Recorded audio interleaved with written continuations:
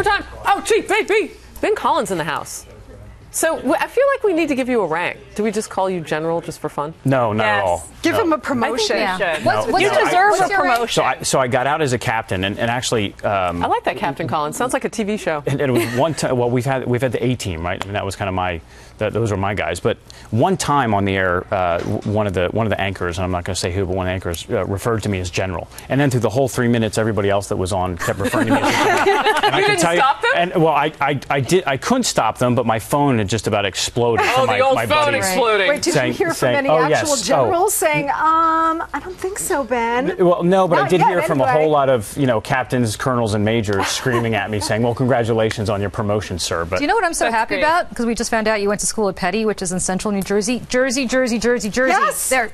Born New in York. Texas, though. New York, right over the bridge. I'm born in Texas. I'm not going to complain. Where in Texas? Houston. I know. Did you board at Petty or did I did. Oh, yep. okay. And by the way, Ben, I was born in Arizona on an Army base, Fort Huachuca, Arizona, which is Army intelligence. Yes. Yeah. Wow. Yes, I was there for about a week until it caught fire. It's very sad. It's still there, but it's okay. It's okay. The birthplace of the historic birthplace of Monica Crowley. I know. I love that. What was your most, and so we have this live chat cooking with a few thousand people on it, about 8,500 right now. What was your most memorable experience when you were on the ground fighting in Afghanistan? Just something that sticks out. Were you a dad at the time yet? No, I wasn't. I wasn't a dad at the time. That's a good question. It is a great question. Look, I can tell you that viscerally, the memory that I have is driving out of Bagram Air Base, and this is, I think, 2002, driving to around the border of Afghanistan and Pakistan, and I was in the back of a pickup truck, and seeing the truck in front of me had the American flag was on the radio antenna was flying. Oh, wow. And I'll never forget that because it was very cold. The sun was coming up. Driving, and my first thought was, if you've ever seen Spies Like Us, I felt like the decoy team. Right. I was like, I don't think I'm ready. Like, are you sure I've been trained? But there was just such pride at that. I'll never forget that. Just seeing the flag, and we'd just been hit. I lost a friend from Petty actually in the towers. He worked for Cantor Fitzgerald. So there was an immense pride that was there. I remember that, and the people at the time, and that's something that pains me now. But in 2002, the Afghani people were still filled with hope, and they welcomed us with open arms, and it was high fives, and that really started to shift 2005, 6, 7, 8, really? Certainly today, where it was kind of here's the new guy, almost same as the last guy. Was it because the new guy was really fairly corrupt? The guy that we put in, is that what the problem was, or was it something else? So I'm not going to compare, what occurred, during the years. Leadership.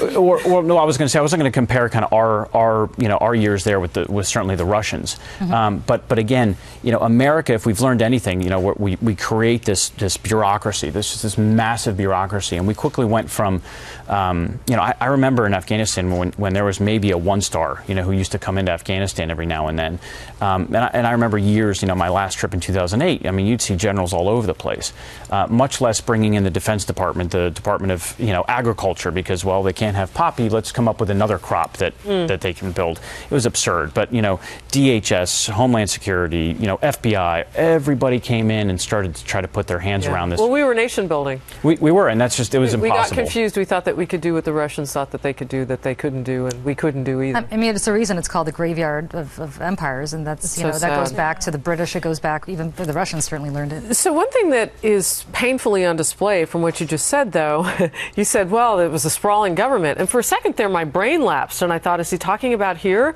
So apparently our footprint now, the thing that we export as Americans, is the size of our government. Yes. Yes. And we see that problem here. To me, that is the #1 national security issue that we have. At the end of the day, it's the fact that, look, you do have really good people that are working at the FBI and the CIA and the NSA. The problem is we've created this massive infrastructure, and people can't talk to each other. Just look at what happened in at the Pulse nightclub in Florida, that horrible event. You had the FBI that conducts background checks. That's a chilling example. Are the same ones that interviewed this guy once or twice before. They're the same ones doing the look, looking at the gun background checks, and that to me is a problem. The second thing is when you have and I'm going to say, look, the last years of Bush certainly and the Obama administration, when you don't have clear, concise goals. And when the guys on the ground don't know what it is that you're supposed to accomplish, you start to take less and less risk. And when guys are taking less and less risk, that's how we get these absurdity things that we see, like the FBI can't talk to each other, rules of engagement, getting each other killed. People just say, wait for them. If you want to make cuts to the government, do you really want to focus on the national security infrastructure, the intelligence infrastructure? I certainly would not. If we're going to look for places, no, but I mean, when we're talking about government being too big, and we're talking about government not different departments and agencies not communicating with each other, do we really want to start pointing fingers at the I will say at the Pentagon, certainly. I would say definitely no. If anything, we're talking about smaller parts of the government where we need more people, we need more analysts. We do need to get in and be more efficient. I mean, let's be honest here, especially within the Defense Department. I mean, I remember you go in and find out, well, we're standing up a program that we want to, I remember this, we want to have handheld devices in the hands of soldiers so that they can collect biometric information and intelligence reporting. And we said, that's a great program to start. Well, it turns out there wasn't just 1, 2, 3. There was like 7 of these programs going on within the Pentagon at the same time, all with their own budgets, all with the redundancy, and nobody talking to each other. Is that how we managed to train 5 guys with $500 million That's exactly how we on do the it. ground in Iraq? Can I ask you, Ben, about, you were talking about the walls that are in place that prevent intelligence and security services from talking to each other and sharing information. Correct me if I'm wrong, but after 9/11 and the 9/11 Commission report, those walls were supposed to have been taken down so that there was the easy flow of information. You're saying that never happened? Oh, I think they might have attempted it, and we have places. We do have areas that I think they're doing much better. Places like the Joint Counterterrorism Centers when they bring people together. But the problem is, I think, twofold. One, it's a culture, and there's very cultural differences within those organizations. And two, it's the mission focus. Right, so you take somebody like Border Patrol, right? I mean, they're collecting information down to where they are. They have a mission to protect the border, and they've got that side of it. The FBI has a different mission. The CIA has a different mission. And unless something that they collect, at least intelligence, falls under their parameters, isn't that for the most part, it kind of gets of the ODNI, of the Director of National Intelligence? Tick down some stuff that's happening on our live chat, just because people are getting in on the conversation. So I want to give them a chance. So I'm just going to read these off. You don't have to respond, or you can. CYN. Young GOP, Gillian, I love your shoes. MW, Texas. Unlike Obama, I do not think it's wise to announce your plans to defeat ISIS over the media. Let's see, Fed Up in Lakewood. Is Monica Crowley related to Candy? No, the answer is no. All right. That's funny. I'm just ticking down here. Blah, blah, blah. Unga Bunga. I just wanted to say his name. Please ask Julian Ben how the $400 million payment to Iran is not a firestorm of controversy like the Iran-Contra scandal that plagued the Reagan administration in 1985. You're nodding. You want to take it first then, Julie? Well, I'll leave most of it to Julie, but why isn't it a big controversy? I think it should be a big controversy, but the fact of the matter is there's one news network that's going to cover this, I think, in perpetuity, and that's going to be Fox, and I think all the others are going to try to quickly push it away because it puts a black mark on President Obama, which will put a black mark on Hillary Clinton, and they're going to try to avoid that at all costs. Well, arms for hostages, without going into all the historic relevance there, was done sort of extrajudiciously to some extent, and with, according to Reagan, even without his knowledge, although some people doubt that. In this case, this was done, I know people think it was done sub rosa, but the reality is there was a deal negotiated in the Netherlands. This was money that we felt the Iranians were entitled to, whether you agree with it or not. But that's what happened. This wasn't done extrajudiciously in any way, and that's the difference. We also, of course it was. I mean, they did it in the middle of the night, and they had pallets, and they had to make it with Swiss francs and euros because they couldn't do it in American dollars because that was against the law. But it's not extrajudiciously in the sense that this followed international law. Isn't extrajudiciously mean it's outside the law? The scope of the law. It means no. The way it was done here is that, again, you may agree or disagree with the decision that was negotiated, but it was negotiated. And my understanding is we can't give them the Obama administration found the pretext in order to transfer this money. Well, but if they had... So they went back to a nearly 40-year-long agreement before the Islamic Revolution in 1949 and said, before the revolution, we owed them 1.7, so we'll transfer part of it now and get the hostages I don't disagree, but back. We're not selling arms to the Iranians to have the Iranians influence Hezbollah or whoever in Lebanon. But what do you think? One of the first things that they did... In exchange to get money so that we could fund the Contras down in Nicaragua.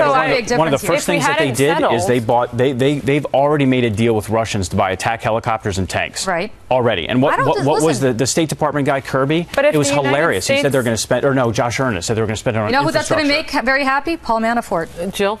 If we hadn't agreed to go to settle and this had gone forward, we were going to end up in arrears of something like $10 billion. So this was actually a money-saving mechanism. From what I'm not defending it because I was critical about this when we discussed it just a half an hour ago, but wouldn't you rather pay the Iranian regime 1.4? Why have 40 years transpired since this deal was negotiated with the Shah, who now no longer exists? We've got an Islamic theocracy in power. Why didn't any president, Republican or Democrat, decide in the last 40 years to pay this out? It was in and out of the courts, and it wasn't going forward because there was a reason it wasn't going forward because you're talking about the greatest state. Why was the money even necessary based on the 7 prisoner swap, based on the 21 that were being adjudicated, that we lifted that process and wiped it away for? Why did you need $400 million? And didn't we just have sailors? Wasn't that in the same? Yes. In the same. I guess my larger question is this, and now there are whether you agree or disagree with this. And let's say that the Obama administration is wrong and that you're right, and that we did in fact do a prisoner swap for money.